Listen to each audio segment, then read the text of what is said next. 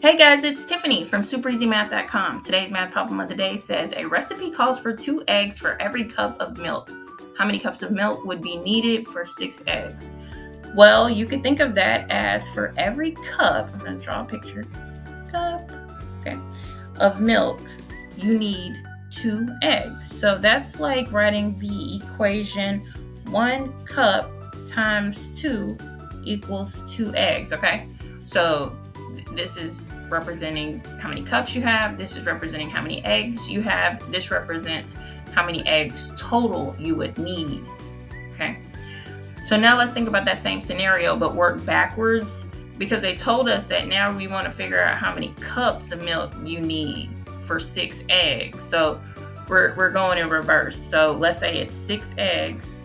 Plug everything in, that means the answer needs to be 6. Where over here, the answer was 2 eggs. Now our answer is 6 eggs. Okay. And we want to figure out what the cups would be. This is what we want to know, the number here. So times, we know this is going to be 2 because we created a fake formula. Well, it's a real formula.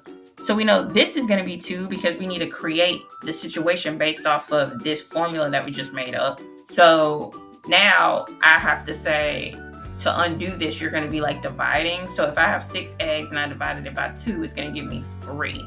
So how many cups would you need? You would need 3 cups. If that's too complicated, you could have just drawn a visual. Okay, just draw a whole bunch of cups. And then you say, how many do I need before I get 6 eggs? Well, for each 1 cup, you need 2 eggs. Here's another 2, here's another 2, here's another 2. Well, 1 cup is 2, 2 cups would be 4, 3 cups would be the 6. If I went to a 4th cup, that would be 8, so that's too many. So visually, I can tell that it's going to be 6. It's good to figure out it using algebra as well, like I did the first way, because if you have like a problem or scenario with really big numbers, nobody wants to sit here and draw out that many cups, okay? So you need to know how to do it with the algebra, but the visual can work as well.